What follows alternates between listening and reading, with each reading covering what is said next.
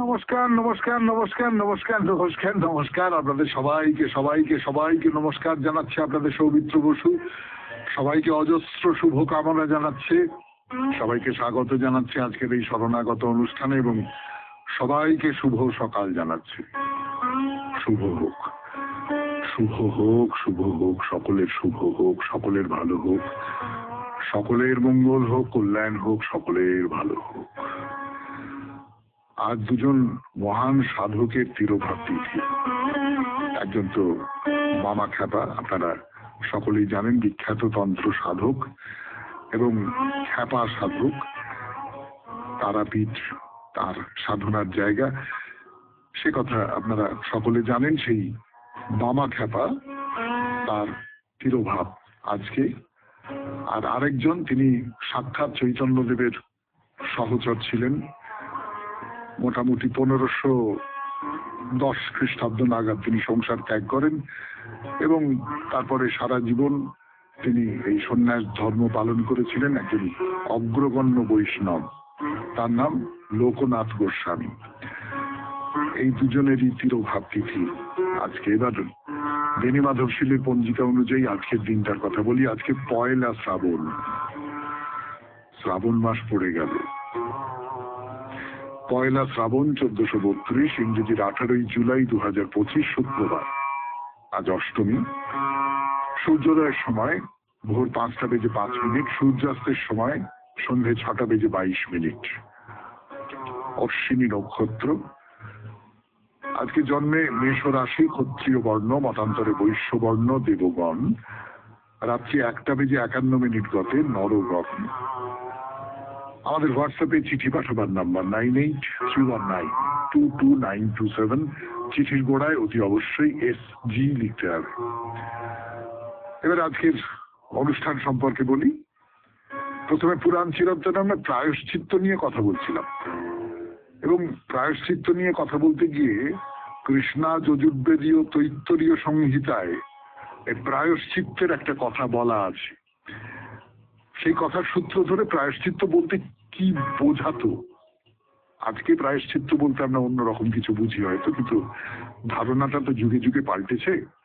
তো আগে কি বোঝাতো তার একটা রূপ আমরা পেয়েছিলাম, সেই ধরে দুটো একটা কথা বলবো, তারপরে আরো অন্য প্রসঙ্গে চলে যাব, প্রায়শ্চিত্ত সম্পর্কে অন্য আরো কথায় চলে যাব। তারপরে স্বামী বিবেকানন্দের রচনা থেকে পাঠ, আত্মা। এই নিয়ে স্বামী বিবেকানন্দের রচনা পড়ে শোনাবো আপনাদের। তারপর স্বামী রঙ্গনাথানন্দজি গীতার যে ভূমিকা লিখেছেন, সেই ভূমিকা অংশ অত্যন্ত মূল্যবান আলোচনা, তার থেকে খানিকটা পড়ে শোনাবো। আরেকটি মূল্যবান আলোচনা স্বামী গোকুলানন্দজির মানসিক চাপ জয় করার উপায়, সেখান থেকে তো পড়ে শোনাবো আপনাদের। তারপর চিঠিপত্র এবং শেষে বাইরে দূরে। 92.7 বিগ FM এ শরণাগত অনুষ্ঠান শুনছেন। আমি আছি আপনাদের সঙ্গে, আপনাদের সৌমিত্র বসু। ফিরে আসছি, একটু গান শুনে নেওয়া যাক। আমি আপনাদের সৌমিত্র বসু, শুনছেন 92.7 বিগ FM এ শরণাগত। তো এই যে উদাহরণটা দিলাম আপনাদের, কৃষ্ণা যজুর্বেদীয় তৈত্তরীয় সংহিতার কথা বলেছিলাম এর আগের দিন। আজকে অনুষ্ঠান পরিচিতিতে একটু ধরিয়ে দিলাম যে আদিত্য সূর্যের তেজ ম্লান হয়ে গেছে, সেই জন্য ওই কৃষ্ণগ্রীব একটা ভেড়া বলি দেওয়া হবে। এই তো, এটা হলো প্রায়শ্চিত্ত। তার মানে এই দেবতাকে তুষ্ট করতে হবে, কোনো বিশেষ ক্ষতিপূরণের জন্য এই প্রায়শ্চিত্তের ব্যবহার করা হচ্ছে। একেবারে ক্ষতি। প্রায়শ্চিত্ত বলতে আমরা যেরকম বুঝি তুমি কোনো পাপ করেছো, সেই পাপের প্রায়শ্চিত্ত না। এটা এমনি কোনো ক্ষতি হচ্ছে, কোনো মানুষের দোষ নয় বা কোনো দেবতার দোষ নয়। ওই তৈত্তরীয় সংহিতাতেই আবার বলা হচ্ছে যে যজ্ঞের বস্তু তপ্ত বা সিদ্ধ করবার জন্য ব্যবহৃত যে উখা, উখা মানে ওই মালসা ধরনের আর কি, মাটি পাত্র। তো সেই যে উখা, সেইটা যজুর্মন্ত্র উচ্চারণ করেই সংগ্রহ করতে হয়। এই সময় যদি উখা বা ওই মালসাই বলি আমরা, ভেঙে গেলে সেইটা এই যজমানের পক্ষে খুব অমঙ্গলজনক। তো মালসাটা ভেঙে গেল, যজ্ঞের কাজকর্ম করা হবে যখন সেই মালসাটা ভেঙে যাওয়া, এটা তো ভালো নয়, এতে যজ্ঞের ক্ষতি হয়। সেই জন্য বলতে হয় যে তুমি ভালো করে এই উখাটি তপ্ত করে শক্ত করো, মিত্রকে বলতে হয়। মিত্রকে, মিত্র মানে বন্ধু আমরা জানি, কিন্তু এখানে মিত্র হচ্ছে সেই পবিত্র শক্তি। সেই শক্তি প্রসারিত হয় বলে উখা যদি ভেঙেও যায় তাহলেও যজমানের অমঙ্গল হবে না বা তার যজ্ঞের কোনো হানি হবে না। মানে এমন একটা শক্তি যে শক্তি উখা ভেঙে গেলেও যজমানকে রক্ষা করবে, যজ্ঞকে রক্ষা করবে।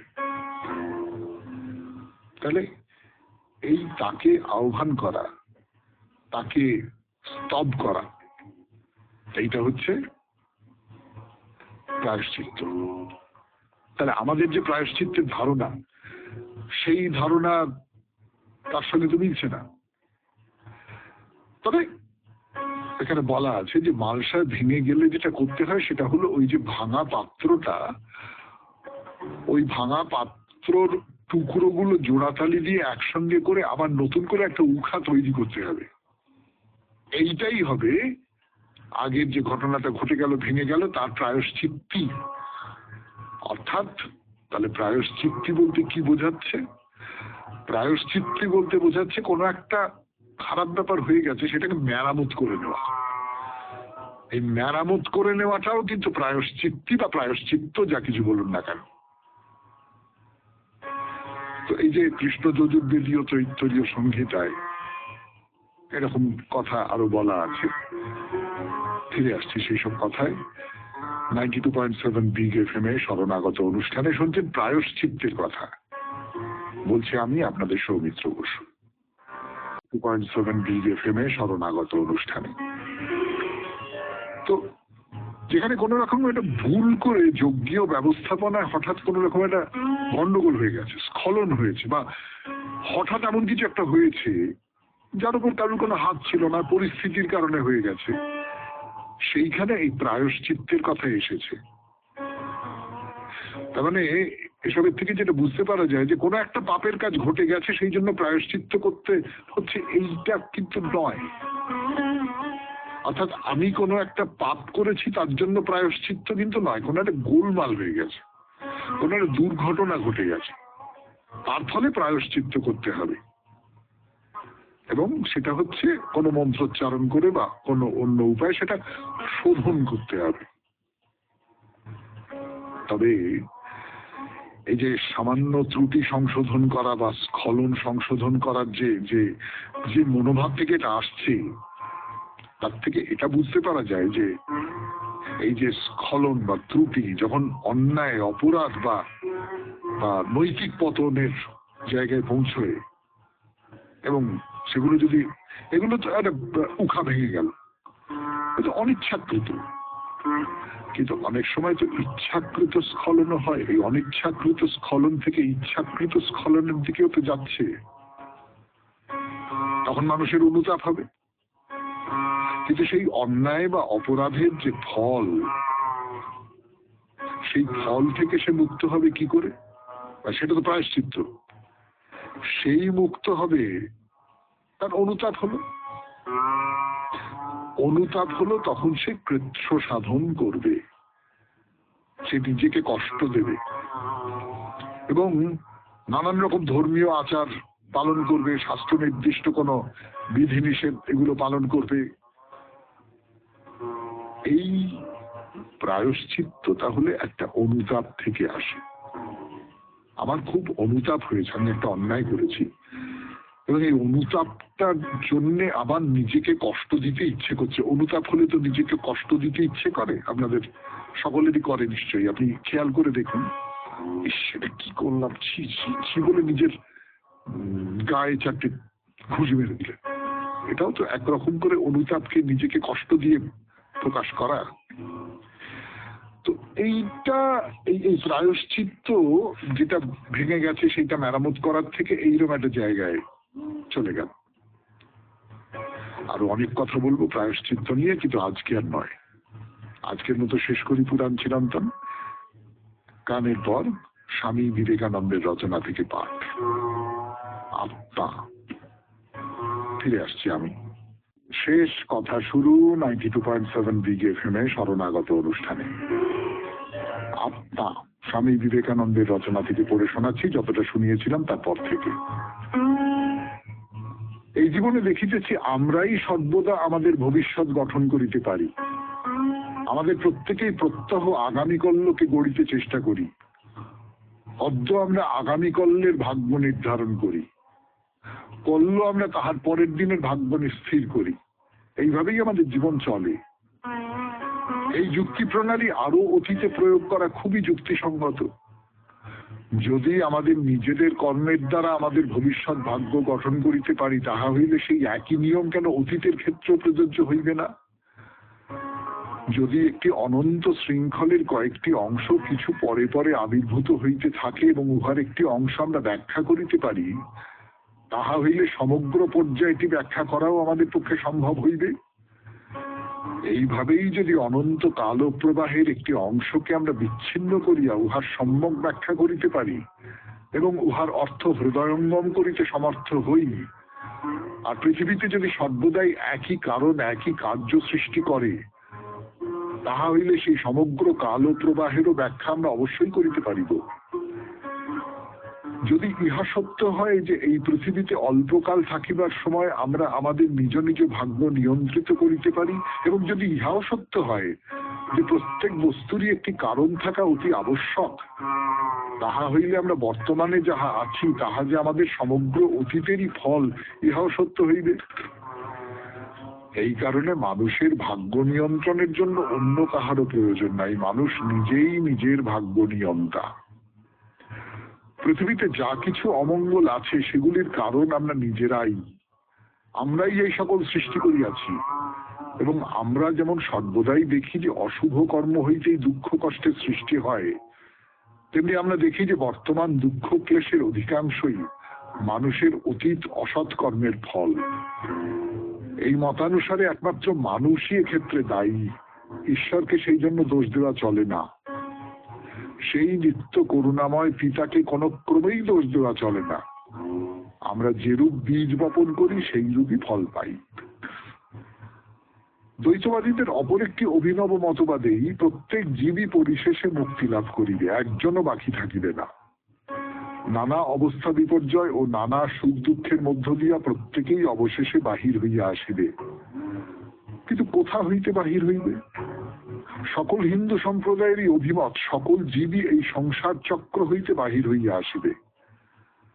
যে বিশ্বকে আমরা দেখিতেছি এবং অনুভব করিতেছি, বা যে বিশ্বের বিষয়ে আমরা কল্পনা করিতেছি, তাহাদের কোনটি প্রকৃত সত্য হইতে পারে না, কারণ উভয়ের মধ্যে ভালো মন্দ সংমিশ্রিত হইয়া রহিয়াছে। দ্বৈতবাদীদের মতে এই পৃথিবীর ঊর্ধ্বে এরূপ একটি স্থান আছে যেখানে কেবলই সুখ, কেবলই পুণ্য চিরবিরাজমান। সেই স্থান লাভ করিলে জীবের আর জন্ম মৃত্যু থাকে না, তাহার আর পুনর্জন্ম হয় না, এবং এই ধারণা তাহাদের অতি প্রিয়। সেই স্থানে রোগ নাই, মৃত্যু নাই, নিত্য সুখ বিরাজমান, এবং সেই স্থানে তাহারা নিত্যই ঈশ্বরের সান্নিধ্য লাভ করিবেন, নিত্যই তাহাকে উপভোগ করিবেন। তাহারা বিশ্বাস করেন যে নিম্নতম কীট পতঙ্গ হইতে উচ্চতম দেবদূত এবং দেবতা পর্যন্ত সকলেই শীঘ্র হোক বা বিলম্বে হোক সেই স্থান লাভ করিবে যেখানে আর কোনো দুঃখের অস্তিত্ব থাকিবে না। শুনলেন স্বামী বিবেকানন্দের রচনা থেকে পাঠ, 92.7 বিগ এফএম এ শরণাগত অনুষ্ঠানে। এবার গীতা। গীতা থেকে পাঠ, স্বামী রঙ্গনাথানন্দজি ভূমিকায় শঙ্করাচার্যের যে আলোচনা, প্রবৃত্তি এবং নিবৃত্তি এই দুই মার্গের কথা বলছেন। প্রবৃত্তি মার্গের কথা বলা হয়েছে, কিন্তু প্রবৃত্তি মার্গ শুধুমাত্র কর্মজীবন মানুষকে সুখী করতে পারে না, আনন্দিত করতে পারে না, সামাজিক অবক্ষয় দেখা দেয় তার ফলে। এবারে পড়ে শোনাই রঙ্গনাথানন্দজির লেখা থেকে। এটাকে এড়ানো যায় তখন যখন আমরা জীবনে নিয়ে আসি দ্বিতীয় সেই মূল্যবোধ, নিবৃত্তি, ধ্যান, যার মাধ্যমে মানুষ তার অন্তরস্থ সদা জাগ্রত দৈব সত্তার সংস্পর্শে আসে। এটা কোনো চাপিয়ে দেওয়া উক্তি বা বিশ্বাস মাত্র নয়, এ হলো অধ্যাত্ম বিজ্ঞানের পথে ঔপনিষদিক ঋষিদের অনুভূত সত্য। যে সত্যকে আমাদের প্রত্যেকের কেবল বিশ্বাস করলেই চলবে না, অন্তরে উপলব্ধিও করতে হবে। আর যতই অন্তর্মুখী হওয়া যাবে ততই তোমার মধ্যে অন্যের মনোরাজ্যে প্রবেশ করে তাদের সঙ্গে সুখ সম্পর্ক গড়ে তোলার ক্ষমতা জাগবে। নিজের অন্তর প্রকৃতির গভীরে প্রবেশ করলে তুমি তোমার জেনেটিক বা প্রজনন ব্যবস্থার দ্বারা নিয়ন্ত্রিত ক্ষুদ্র অহংয়ের পারে চলে গিয়ে পৌঁছে যাবে বৃহত্তর সেই আত্মসত্তার সংস্পর্শে, যিনি সকল জীবেরই আন্তঃসত্তা। এইভাবে দেখা যায় প্রবৃত্তি ও নিবৃত্তির, অভ্যুদয় ও নিঃশ্রেয়সের এই মিলনই হলো গীতার মহৎ শিক্ষা। এতে আছে এমন এক দর্শন যার মাধ্যমে আসে সর্বাঙ্গীন মানবীয় প্রগতি। এই মহান গ্রন্থের একটি বিশেষত্ব। তাই শঙ্করাচার্য বলেছেন, প্রাণীনাং সাক্ষাৎ অভ্যুদয় নিঃশ্রেয়স হেতু। তিনি বলেননি যে এটি কেবল হিন্দুদের জন্য বা ভারতের মানুষের জন্য, বলছেন প্রাণীনাম, অর্থাৎ সকল প্রাণীর জন্য। এটি এর সার্বজনীনতা। অভ্যুদয়ের সঙ্গে নিঃশ্রেয়সকে যুক্ত করে গীতা মানুষকে যন্ত্রমাত্রে পরিণত হওয়া থেকে রক্ষা করেছে। আধুনিক পাশ্চাত্য সভ্যতায় ওই প্রবণতা রয়েছে। বার্টন রাসেল তার impact of science on society গ্রন্থে বলেছেন, নারী পুরুষকে যন্ত্রে পরিণত করার এই ব্যাপারটা যদি খুব বেশি দূর গড়ায়, তাহলে এমন একটা সময় আসবে যখন একজন শ্রমিক একটা ফুল হাতে কারখানায় ঢুকে অতিকায় একটা যন্ত্রের সামনে ফুলটা রেখে প্রার্থনা করবে, হে যন্ত্র, আমাকে তোমার কলকবজার মধ্যে ভালো একটা নাট বল্টু করে নাও। এরই নাম মানুষের যন্ত্রায়ন। দ্বিতীয় যে মূল্যবোধটির উপর শঙ্করাচার্য জোর দিয়েছেন, অর্থাৎ নিঃশ্রেয়স, তার প্রতি যদি যথাযথ মনোযোগ দেওয়া হয় তবে আধ্যাত্মিক মূল্যবোধগুলির বিকাশ হবে এবং তখন এইরকম একটি সমস্যা কোনোদিনই দেখা দেবে না। অভ্যুদয় ও নিঃশ্রেয়স এ দুটির মিলনেই বিশ্বের সাম্য ও সুস্থিতি বজায় রাখার উপায় করে দেয়। একটির ওপর জোর দিয়ে অন্যটিকে অবহেলা করলেই সমগ্র ব্যবস্থাটা কোনো একদিকে কাত হয়ে পড়বে, নৌকোর মতো। সাম্প্রতিক কয়েক শতক ধরে ভারতবর্ষ নিঃশ্রেয়সের দিকে হেলে পড়েছিল, তাও যথাযথভাবে নয়, এবং অভ্যুদয়ের দিকটা অবহেলা করেছিল। ফলে এসেছিল বদ্ধ বা নিশ্চেষ্ট অবস্থা, যা থেকে দেশকে আধুনিক কালে উদ্ধার করেছেন স্বামী বিবেকানন্দর মতো আচার্যগণ। অপরপক্ষে আধুনিক পাশ্চাত্য ঝুঁকেছিল অভ্যুদয়ের দিকে, যা থেকে উদ্ধার লাভের জন্য এখন সে অত্যন্ত ব্যাকুল হয়ে উঠেছে। পাশ্চাত্যের নিবৃত্তির অভিজ্ঞতা হয়েছিল ধ্যান সম্পর্কে খ্রিস্টীয় ধারণার ধনে, এবং তার থেকেই উদ্ভূত হয়েছিলেন মহান ভাববাদী সাধক ও সাধু সন্তগণ। কিন্তু আধুনিক যুগে সেসবই অপ্রচলিত হয়ে গেছে। আধুনিক পাশ্চাত্য সভ্যতা এখনো পর্যন্ত সম্পূর্ণরূপে প্রবৃত্তির ভিত্তিতেই গঠিত। শুনছেন স্বামী রঙ্গনাথানন্দর রচনা থেকে পাঠ, ভগবদ গীতা প্রসঙ্গে বলছেন তিনি 92.7 বিগ FM এ শরণাগত অনুষ্ঠানে। ফিরে আসছি আরো কথা বলবার জন্য গানের পর। শুনছেন স্বামী রঙ্গনাথানন্দজির ব্যাখ্যা, ভগবদ গীতার ব্যাখ্যা, শঙ্করাচার্য যেভাবে গীতাকে দেখেছেন তার সূত্রে ব্যাখ্যা পড়ে শোনাই। কিন্তু আজকের পাশ্চাত্য জীবন সম্বন্ধে এই একপেশে মনোভাবের বিরুদ্ধে প্রতিক্রিয়া তৈরি হয়েছে। বিস্ময়কর ব্যাপার হলো, এই প্রতিক্রিয়া আসছে কিছু চিন্তাবিদ, মনোবিজ্ঞানী এবং পারমাণবিক বিজ্ঞানীর কাছ থেকে, যখন তারা দেখছেন এই একপেশে মনোভাব জন্ম দিচ্ছে একপেশে মানুষদের এবং একটি একপেশে সভ্যতার। আরো কিছু একটা দরকার। এই অনুভূতিটা দেখা দিতে আরম্ভ করেছে আমেরিকায় বিগত 200 বছর ধরে নানা সাংস্কৃতিক পরীক্ষা নিরীক্ষার পর। কিছু কিছু চিন্তাবিদ এখন এই সিদ্ধান্তে এসেছেন যে নিবৃত্তির উপরেও জোর দেওয়া অবশ্যই প্রয়োজন। এই ভাব আমেরিকার চিন্তায় কিভাবে, কি ভাষায় আত্মপ্রকাশ করেছে? অববোধের কগনিশন যে বিভিন্ন স্তর আছে, তাদের মধ্যে চেতন, প্রাকচেতন, অবচেতন এবং অচেতন ছাড়াও বেদান্ত আরো একটি স্তরকে স্বীকার করে, সেটি অতি চেতন। মানুষের সৃজনশীলতার ক্ষেত্রে নিবৃত্তি সেই অতি চেতন স্তরেরই ইঙ্গিত করে। মানুষের সৃজনশীলতায় অববোধের ভূমিকা প্রসঙ্গে অনেক পাশ্চাত্য মনোবিজ্ঞানীর সাম্প্রতিক গবেষণাতেও এই ইঙ্গিত রয়েছে। 1971-72 আমেরিকায় 8 মাসের বক্তৃতা সফরকালে আমি যখন ওয়াশিংটন ডিসিতে ছিলাম, তখন আমার হাতে একটি অতি স্থূলকায় গ্রন্থ এসেছিল, American handbook of psychiatry volume 3। গ্রন্থটি ছিল বহু লেখকের প্রবন্ধ সংকলন। সৃজনশীলতা বাড়াতে আমেরিকার যুব সম্প্রদায় একসময় নানা ধরনের ড্রাগ, মাদকদ্রব্য ব্যবহার ও তার অপপ্রয়োগ করতে আরম্ভ করে। গ্রন্থটিতে তার বিরুদ্ধে প্রতিবাদ সহ একটি সুস্থ কর্মপদ্ধতির কথা বলা হয়েছে। সৃজনশীলতা ও তার অনুশীলন, ক্রিয়েটিভিটি অ্যান্ড ইটস কাল্টিভেশন শীর্ষক আলোচনায় সিলভানো আরিয়েতি বলছেন, নেশা ভাঙের পথ অবলম্বন করার বদলে আমাদের যে উপায়গুলি সম্বন্ধে অবশ্যই ভাবা এবং সম্ভবত সুপারিশ করা উচিত সেগুলি হল বিশেষ কিছু মনোভাব, অভ্যাস এবং পারিপার্শ্বিক অবস্থা। প্রথম যে অবস্থাটির কথা ভাবতে হবে সেটি হলো একাকিত্ব। একাকিত্বকে ইন্দ্রিয় পরিতৃপ্তির আংশিক পরিহার বলে ভাবা যেতে পারে। তার পক্ষে আরো বেশি সম্ভব তার আন্তর সত্তার প্রতি কান পাতা, আন্তর সম্পদের সংস্পর্শে আসা এবং প্রাথমিক প্রক্রিয়াগুলির কিছু কিছু বহিঃপ্রকাশ সম্পর্কে অবহিত হওয়া। আধুনিক পাশ্চাত্য মনোবিজ্ঞান প্রাকচেতন স্তর থেকে আহৃত জ্ঞান বা যুক্তি বিরহিত নন লজিক্যাল জ্ঞানকে প্রাথমিক জ্ঞান এবং চেতন অবস্থা থেকে আহৃত জ্ঞান বা যুক্তিসম্মত জ্ঞানকে গৌণ জ্ঞান বলে। দুর্ভাগ্যের বিষয়, বয়ঃসন্ধিতে আগত ছেলে মেয়েদের ক্ষেত্রে আমাদের আধুনিক শিক্ষা ব্যবস্থাগুলিতে একাকিত্বের সমর্থনে কিছু বলা হয়নি। বিপরীত পক্ষে দলবদ্ধভাবে চলার প্রবণতা এবং জনপ্রিয়তাকে উচ্চ মূল্য দেওয়া হয়েছে। শুনলেন স্বামী রঙ্গনাথানন্দজির কলমে ভগবদ গীতার সূত্রে শঙ্করাচার্যের ব্যাখ্যা এবং তার সূত্র ধরে তার নানান অভিজ্ঞতার কথা, জ্ঞানের কথা, ভাবনার কথা। এবারে স্বামী গোকুলানন্দজির রচনা থেকে পড়ে শোনাবো, মনের উপর ধ্যানের প্রভাব। 92.7 বিগ এফএম এ শরণাগত অনুষ্ঠান শুনছেন। আমি আছি আপনাদের সঙ্গে, আপনাদের সৌমিত্র বসু। ধ্যানের যে পর্যায়গুলো, সেই পর্যায়গুলো নিয়ে কথা বলছেন স্বামী গোকুলানন্দ। আমরা ধারণা নিয়ে কথা শুনেছিলাম। তারপর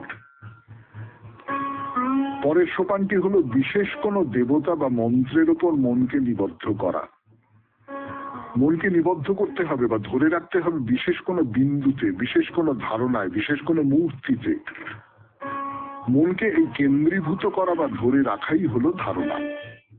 এই পর্যায়ে যদি সফল হই আমরা, অন্তত কয়েক সেকেন্ডের জন্য হলেও মনকে নির্দিষ্ট কোনো বিষয়ের উপর স্থির রাখতে পারবো। সেই সময়টুকুর জন্য অন্য আর কোনো চিন্তাই মনে প্রবেশাধিকার পাবে না। এরই নাম ধ্যান। যখন এই সম্পূর্ণ নিমগ্নতা দীর্ঘতর হয়, স্থায়ী হয়, তখন তাকে আমরা বলি সমাধি। অবশ্য এই অবস্থা অধিকাংশ মানুষেরই আয়ত্তের বাইরে এবং একবার সমাধিতে স্থিত হতে পারলে আমরা হয়ে যাই জীবন মুক্ত। যখন কেউ এসে আমাকে বলেন যে তিনি 1 ঘন্টা ধরে ধ্যান করে এলেন, শুনে আমার বেশ সন্দেহ হয়, কারণ কয়েক সেকেন্ডের জন্য ধ্যান করতে হলেও আমাদের তীব্র সংগ্রামের মধ্য দিয়ে যেতে হয়। এমনকি প্রত্যাহার অনুশীলন করাটাই বেশ শক্ত। এরপর ধারণার জন্য প্রচেষ্টা এবং তারপর আসে ধ্যান। এই সবকটি সোপান উত্তীর্ণ হলে তবে আসে সমাধি। পতঞ্জলি দত্ত বিভিন্ন সোপানগুলির কথা আমাদের মনে রাখতে হবে। তিনি অষ্টাঙ্গ যোগের কথা বলেছেন। ধ্যান প্রসঙ্গে প্রথম যে 3টি স্তরের কথা বলা হলো, তাদের আগেই অষ্টাঙ্গ যোগের অনুশীলনের কথা বলা হচ্ছে। এই 8টি সোপান হলো যম, বোধ নিয়ন্ত্রণ অর্থাৎ অহিংসা, সত্য, ব্রহ্মচর্য, অস্তেয়, অপরিগ্রহ এর অধিকারী হওয়া। তারপর নিয়ম, সু অভ্যাস গড়ে তোলা, যেমন শৌচ বা পরিচ্ছন্নতা, সন্তোষ বা তৃপ্তি, তপস্যা, এক নির্দিষ্ট পরিমাণ কঠোরতা, স্বাধ্যায়, অধ্যাত্ম শাস্ত্রের প্রতি শ্রদ্ধা, প্রণিধান, ঈশ্বরে আত্মনিবেদন। তারপরে আসে আসন বা নির্দিষ্ট কিছু দেহভঙ্গি, প্রাণায়াম, শ্বাস প্রশ্বাসের নির্দিষ্ট কিছু প্রক্রিয়া যা আমাদের শেখায় প্রশ্বাসের সঙ্গে শুদ্ধ স্পন্দনকে গ্রহণ এবং নিঃশ্বাসের সাথে আমাদের অশুদ্ধ সবকিছু বর্জন। এই প্রক্রিয়া মনকে জগৎ থেকে প্রত্যাহার করে দিতে সাহায্য করে এবং প্রত্যাহারকে অনুসরণ করে আসে ধারণা, ধ্যান ও সমাধি। এই পর্যায়ে ধ্যানের বিষয়ের সাথে লীন হয়ে যান। সত্তা, দেহ, বোধ সবকিছু ইষ্ট দেবতায় লীন হয়ে যায়, যেমনটি ঘটেছিল তুকারাম, রামপ্রসাদ, মীরাবাই এবং অন্যান্য মহাসাধকদের ক্ষেত্রে। শেষ হলো মানসিক চাপ জয় করার উপায় নিয়ে স্বামী গোকুলানন্দজির গ্রন্থ থেকে পাঠ। এরপর গানের পর চিঠিপত্র। হাওড়াভুলি, হুগলি থেকে চিঠি লিখেছেন কমলিকা কাড়ার। 92.7 বিগ এফএম এ শরণাগত অনুষ্ঠানে সেই চিঠি পড়ব এবং তাকে স্বাগত জানাবো আমাদের এই চিঠিপত্রের আসরে। কারণ তার প্রথম লাইনটা হচ্ছে চিঠির প্রথম লাইন, পড়ে শোনাই। আমি শরণাগত নিয়মিত শ্রোতা হলেও এটা আমার প্রথম চিঠি। স্বাগত কমলিকা দেবী। এবার পড়ি বাকি অংশটা। রথযাত্রা নিয়ে অনেকজন তাদের অভিজ্ঞতার কথা লিখেছে। অনেকের স্মৃতির পাতা থেকে সুখময় স্মৃতি উঠে এসেছে এই অনুষ্ঠানে। লিখবো ভেবেও লেখা হয়ে ওঠেনি, কারণ আমার অভিজ্ঞতা সুখের নয়, বলতে পারেন বর্তমান অভিজ্ঞতা। ছোটবেলায় আমাদের বড় রথ বলতে ছিল মাহেশের রথ। এছাড়া পাড়ায় যে রথ বেরোতো সবাই ভিড় করে দেখতাম। সামনে খোল করতাল দিয়ে কীর্তনিয়ারা চলেছেন, এরপরেই আসছে সেই রথ। রথের দড়ি স্পর্শ করার জন্য সে কি হুড়োহুড়ি। রথ থেকে বাতাসা ছুটছেন আর ছোট ছোট কলা, একটা ধরতে পারলে সে কি আনন্দ, প্রভুর প্রসাদ পেলাম। কিন্তু বর্তমানে প্রতিটা পাড়ায় দল ভিত্তিক রথ বেরোতে দেখি, যেন একটি এলাকা অন্যটিকে টক্কর দিতে চাইছে এবং তার আনন্দের প্রকাশও ভিন্ন। সামনে বিভিন্ন সাজ সেজে নাচ গান করতে করতে চলেছে ছেলে মেয়েরা। তারপরেই আসছে ডিজে নামধারী অতিকায় কিছু যন্ত্র, যার শব্দে সুস্থ মানুষও অসুস্থ হয়ে যাবে, আর ঘরে যদি অসুস্থ মানুষ থাকে তো কথাই নেই। সেই শব্দ সহ্য করে অতি উল্লাসকর নৃত্য করছে বাচ্চা বুড়ো সকলে। কলিযুগের কেষ্ট রাধা। অনেক অপেক্ষার পর রথ আসে, প্রণাম করে বলি, এ কোন সংস্কৃতি? জানি না, রোজ শরণাগত শুনি বলে, মহাপ্রভুর কথা শুনি বলে ঠিক এসব নিতে পারি না। চিঠি বড় হলে ক্ষমা প্রার্থী, কমলিকা কাড়ার, হাওড়াভুলি, হুগলি। আসলে কমলিকা দেবী, অসহায়ের মতো দেখা ছাড়া আর বোধহয় কোনো উপায় নেই। আমাদের যে ছোটবেলার যে সারল্যগুলো, আমাদের ছোটবেলার যে খুশি হয়ে ওঠার ঘটনাগুলো, সেইগুলো এখন কিরকম ভাবে, ওই আপনি যে বললেন না ডিজে, সেটা তো একটা প্রতীক, এরকম সব গান, এইগুলো দিয়ে কিরকম এটা নষ্ট করে ফেলা হচ্ছে। আমরা ওই খানিকটা মন খারাপ করা ছাড়া আর কি বা করতে পারি, আর পুরনো দিনের মধ্যে আশ্রয় নিতে পারি, এছাড়া আর কি করবার আছে বলুন। আপনি আরো চিঠি লিখবেন। এই প্রথম চিঠি লিখলেন এতদিন পরে, এটা তো ভালো কথা নয়। চিঠি লিখুন, সম্পর্ক তৈরি করি। এরপর বাইরে দূরে 92.7 বিগ এফএম এ শরণাগত অনুষ্ঠান শুনছেন। আমি আছি আপনাদের সঙ্গে, আপনাদের সৌমিত্র বসু। 92.7 বিগ এফএম এ শরণাগত অনুষ্ঠান শুনছেন। আমি আছি আপনাদের সঙ্গে, আপনাদের সৌমিত্র বসু। মাত্রাপাড়া মা কালীর মন্দির দর্শন করতে এসেছি আমরা। একেবারে মন্দিরের ভেতরে, গর্ভগৃহের ভেতরে ঢুকে পড়েছি এবং এখানে মায়ের মূর্তি দেখছি। সেই মূর্তির কিছু বিবরণ আপনাদের দিয়েছিলাম। কালো কুচকুচে মূর্তি, খুব বড় নয়, আর সেই কালো মুখের ওপরে ঝলমল ঝলমল করছে সোনার মুকুট। অন্তত সোনা বলেই মনে হয়। সেরকম একটা মুকুট থাকে থাকে ওপরের দিকে উঠে গেছে, মন্দিরের চূড়ার মতন, মোটা থেকে সরুর দিকে চলে গেছে এবং বড় বড় চোখ করে মা তাকিয়ে রয়েছেন, হাতে খড়গ। মায়ের পেছনের যে পটটা, সেইটা উপর থেকে ঝুলছে এবং সেই কাপড়টাও কিন্তু খুব জমকালো, একটা টকটকে লাল রঙের একটা কাপড়, দামি কাপড়, চকমক চকমক করছে, ঝলমল করছে, এবং তাতে অসামান্য সমস্ত একবারে উজ্জ্বল সোনালী জরির কাজ। ঘরের দেওয়ালের নিচের দিক থেকে বেশ খানিকটা উপর পর্যন্ত টানা শ্বেত পাথরের তৈরি, সেখানে মা কালীর ছবি রয়েছে। তো এই মা কালী কিন্তু খুব জাগ্রত, অন্তত ভক্তরা তাই মনে করে। এই দেবীর প্রতিষ্ঠা হয়েছিল স্বাধীনতার বছরে, মানে 1947 খ্রিস্টাব্দে। তো বুঝতেই পারছেন এইরকম একটা মন্দির, দীপাবলি কালী পুজোর রাত্রে এই মন্দির খুব খুব জাঁকজমকপূর্ণ যাকে বলে সেই রকম হয়ে ওঠে। এখানে বিশেষ পুজোর ব্যবস্থা করা হয়, সে তো আমরা আন্দাজ করে দিতেই পারি। মন্দির খুলে যায় সকাল 9টায়, আর দুপুর ঠিক 1টার সময় মন্দির বন্ধ হয়ে যায়, ঠিক 1টার সময়। তবে হ্যাঁ, আপনি 1টার পরে এলেন, আপনার দেরি হয়েছে আসতে, সেক্ষেত্রে আপনি যেটা করবেন, আপনি আপনার নাম, গোত্র ইত্যাদি ইত্যাদি যা কিছু বলবার সেগুলো বলে দেবেন। মন্দিরের যারা পুরোহিত বা যারা আছেন তারা ভেতরে মন্দির খুললে মায়ের কাছে আপনার নামে পুজো দিয়ে দেবেন। এই হলো গর্ভগৃহর বিবরণ, আমি যেটুকু বলতে পারলাম আর কি। এখন যেটা বলবার সেটা হচ্ছে, যেখানে মা কালী আছেন সেখানে তো শিবও আছেন। মাকড়াপাড়া এই যে মা কালীর মন্দির, তার পাশেই একটি ছোট্ট শিবের মন্দির আছে, খুব ছোট, সাদা দেওয়াল, লাল নয়। মা কালীর মন্দির যেমন টকটকে লাল রঙের, শিবের রঙও সাদা আমরা জানি, এবং এই বেশিরভাগটাই না তারের জাল দিয়ে ঘেরা। মানে সামনের দিকের একটুখানি দেওয়াল আছে, পুরো মন্দিরটা সেটা ওই তারের জাল দিয়ে ঘিরে রেখে দেওয়া হয়েছে, তাতে আর ওই সিমেন্ট বালি দিয়ে ইমারত তোলা হয়। ভেতরে একটি শিবলিঙ্গ আছে, ছোট্ট একটি শিবলিঙ্গ আছে, আর উল্টো দিকে যথারীতি খুব ছোট্ট একটি মন্দির রয়েছে। আর এখানে একটা পতাকা স্ট্যান্ড আছে, এই মন্দিরের যে নিজস্ব পতাকা, ওই শিবের ছবি দেওয়া, সেইটি আর পতপত পতপত করে উঠছে। এই মন্দির চত্বরটা শেষ হলেই ভুটান সীমান্ত। 92.7 বিগ এফএম এ শরণাগত অনুষ্ঠানে শুনছেন মাকড়াপাড়া মন্দিরের কথা। আমি আছি আপনাদের সঙ্গে, আপনাদের সৌমিত্র বসু। ফিরে আসছি গানের পর।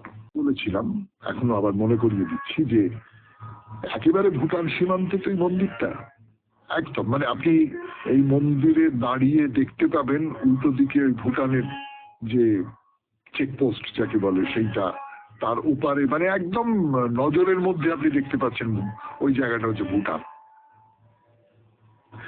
মন্দির দর্শন হয়ে গেল, আপনি বাইরে, গাছপালা আছে, চমৎকার হাওয়া দিচ্ছে, পাতার খসখস শব্দ শোনা যাচ্ছে, আপনি এখানে খানিকটা বসে থাকতে পারেন, পাখি ডাকছে, খুব সুন্দর লাগছে। মাথার উপর অদ্ভুত একটা শান্তি যেন নেমে আসছে মাথার উপর, খুব ভালো লাগবে। তো মাকড়াপাড়া কালী মন্দির তো দর্শন করা হলো। এবারে এই জলপাইগুড়ি জেলার মন্দিরগুলো ঘুরে ঘুরে দেখছি তো আমরা। তো এরকম নয় যে মাকড়াপাড়ার পরে মাকড়াপাড়ার পাশের কোনো মন্দির দেখবো, আমরা ঘুরে ঘুরে পুরো জলপাইগুড়ি জেলার কিছু মন্দির দেখবো আর কি, ইচ্ছে মতো এলোমেলো। আমাদের তো ঘুরতে পয়সা কড়িও লাগবে না, শারীরিক পরিশ্রমেরও কোনো ব্যাপার নেই, হুশ করে চলে যাব। তো আর একটা মন্দিরে যাই, চলুন। তো এই মাকড়াপাড়ার কাছেই কোনো মন্দির আমরা দেখবো না, এখান থেকে ধরুন কিছু না হোক প্রায় 90 কিলোমিটারের মতো দূরে একটা জায়গা আছে। সেই জায়গাটার নাম হচ্ছে বুদাগঞ্জ, বোধাগঞ্জ বা বুদাগঞ্জ, যা কিছু বলুন না কেন। এই মাকড়াপাড়ার মতন এই যে বুদাগঞ্জ নামটা যে কেন এলো, কোত্থেকে এলো, সেইটা আপনাদের সৌমিত্র বসু খানিকটা খোঁজ খবর করেছিল, কিন্তু বার করতে পারেনি। কিন্তু এখানে একটি পীঠ আছে, মাতৃপীঠ, সেইটা দর্শন করতে যাব আমরা। তা ধরুন এই মাকড়াপাড়া থেকে সেখানে যেতে প্রায় 90 কিলোমিটার পথ পার হতে হবে আপনাকে, মানে ঘন্টা দুয়েক সময় তো লাগবেই গাড়িতে। কিন্তু যেটা বলবার, মন্দির নিয়ে তো কথাবার্তা বলা হবেই, সে তো নিশ্চয়ই, সেই জন্যই তো আছি আমি। কিন্তু তার বাইরে এই যে মন্দিরটা, এটা বড় চমৎকার একটা জায়গায়, প্রকৃতিটা খুব ভালো। প্রকৃতিটা ভালো মানে তিস্তার পাড়ে, এবং এখানে তিস্তার 3টে স্রোত এতে মিশেছে। হ্যাঁ, বলে বুঝতে পারছেন যে খুব চমৎকার জায়গা এই বোদাগঞ্জের কালী মন্দির। মন্দিরটা আরো নানান রকম নাম আছে, যেমন ধরুন একটা নাম হচ্ছে ত্রিশ্রোতা মন্দির। ত্রিশ্রোতা মন্দিরটা কেন বুঝতেই পারছেন আপনারা, 3টে স্রোত এসে এক জায়গায় মিলিত হয়েছে, সেইখানে এই মন্দিরটা, তার ফলে এটা হচ্ছে ত্রিশ্রোতা মন্দির। আর একটার নাম হচ্ছে ভ্রামরী দেবীর মন্দির। এবং যেটা বললাম আপনাদের যে ওই যে সতীর দেহত্যাগ, তার অঙ্গগুলো পড়েছিল নানান জায়গায়, অর্থাৎ 51 পীঠ, এটি 51 পীঠের মধ্যে একটি, এবং বলা বাহুল্য হিন্দুদের মধ্যে এটা একটা অন্যতম পবিত্র স্থান হিসেবে গণ্য করা হয়। এখানে দেবীর পায়ের আঙুল পড়েছিল। কিন্তু এই মন্দিরের কথা আর আজকের মতো বলা যাবে না, শেষ করতে হবে, সময় হয়ে গেছে। 92.7 বিগ এফএম এর শরণাগত অনুষ্ঠানে আপনাদের জানিয়ে রাখি আমাদের চিঠি পাঠাবার হোয়াটসঅ্যাপ নাম্বার 9831922927। চিঠির গোড়ায় অতি অবশ্যই SG লিখতে হবে। কবিতা দিয়ে শেষ, রবীন্দ্রনাথের কবিতা নববেশ। সেদিন কি তুমি এসেছিলে ওগো, সে কি তুমি মোর সভাতে? হাতে ছিল তব বাঁশি, অধরে অবাক হাসি। সেদিন ফাগুন মেতে উঠেছিল মদবিহ্বল শোভাতে। সে কি তুমি ওগো, তুমি এসেছিলে সেদিন নবীন প্রভাতে, নবযৌবন সভাতে। সেদিন আমার যত কাজ ছিল সব কাজ তুমি ভুলালে। খেলিলে সে কোন খেলা, কোথা কেটে গেল বেলা। ঢেউ দিয়ে দিয়ে হৃদয়ে আমার রক্ত কমল দুলালে। পুলকিত মোর পরাণে তোমার বিলোল নয়ন বুলালে, সব কাজ মোর ভুলালে। তারপরে হায় জানিনে কখন ঘুম এলো মোর নয়নে। উঠিল যখন জেগে ঢেকেছে গগন মেঘে। তরুতলে আছি একেলা পড়িয়া দলিত পত্র শয়নে। তোমাতে আমাতে রত ছিনু যবে কাননে কুসুম চয়নে। ঘুম এলো মোর নয়নে। সেদিনের সভা ভেঙে গেছে সব, আজি ঝড়ো ঝড়ো বাদরে। পথে লোক নাহি আর, রুদ্ধ করেছি দ্বার। একা আছে প্রাণ ভূতল শয়ান, আজিকার ভরা ভাদরে। তুমি কি দুয়ারে আঘাত করিলে, তোমারে লব কি আদরে। আজি ঝড়ো ঝড়ো বাদরে। তুমি যে এসেছ ভস্ম মলিন তাপস মূরতি ধরিয়া। স্তিমিত নয়ন তারা, ঝলিছে অনল পারা। সিক্ত তোমার যথাযুত হতে সলিল পড়িছে ঝরিয়া। বাহির হইতে ঝড়ের আঁধার আনিয়াছ সাথে করিয়া, তাপস মূর্তি ধরিয়া। নমিহে ভীষণ মৌন রিক্ত, এসো মোর ভাঙা আলয়ে। ললাটে তিলক রেখা যেন সে বহ্নি লেখা। হস্তে তোমার লৌহ দণ্ড বাজিছে লৌহ বলয়ে। শূন্য ফিরিয়া যেও না অতিথি, সব ধন মোর নালয়ে। এসো এসো ভাঙা আলয়ে। খুব ভালো থাকবেন, আনন্দে থাকবেন। নমস্কার। নমস্কার নমস্কার নমস্কার নমস্কার নমস্কার নমস্কার। আপনাদের সবাইকে সবাইকে সবাইকে নমস্কার জানাচ্ছে আপনাদের সৌমিত্র বসু। সবাইকে অজস্র শুভ কামনা জানাচ্ছে, সবাইকে স্বাগত জানাচ্ছে আজকের এই শরণাগত অনুষ্ঠানে, এবং সবাইকে শুভ সকাল জানাচ্ছে। শুভ হোক, শুভ হোক, শুভ হোক, সকলের শুভ হোক, সকলের ভালো হোক, সকলের মঙ্গল হোক, কল্যাণ হোক, সকলের ভালো হোক। আজ দুজন মহান সাধকের তিরোভাব তিথি। একজন তো বামা খ্যাপা, আপনারা সকলেই জানেন, বিখ্যাত তন্ত্র সাধক এবং খ্যাপা সাধক। তারাপীঠ তার সাধনার জায়গা, সে কথা আপনারা সকলে জানেন। সেই বামা খ্যাপা, তার তিরোভাব আজকে। আর আরেকজন, তিনি সাক্ষাৎ চৈতন্যদেবের সহচর ছিলেন। মোটামুটি 1510 খ্রিস্টাব্দ নাগাদ তিনি সংসার ত্যাগ করেন এবং তারপরে সারা জীবন তিনি এই সন্ন্যাস ধর্ম পালন করেছিলেন। একজন অগ্রগণ্য বৈষ্ণব, তার নাম লোকনাথ গোস্বামী। এই দুজনেরই তিরোভাব তিথি আজকে। এবার বেণী মাধবশীলের পঞ্জিকা অনুযায়ী আজকের দিনটার কথা বলি। আজকে পয়লা শ্রাবণ, শ্রাবণ মাস পড়ে গেল। পয়লা শ্রাবণ 1432, ইংরেজির 18ই জুলাই 2025, শুক্রবার। আজ অষ্টমী। সূর্যোদয়ের সময় ভোর 5:05, সূর্যাস্তের সময় সন্ধে 6:22। অশ্বিনী নক্ষত্র।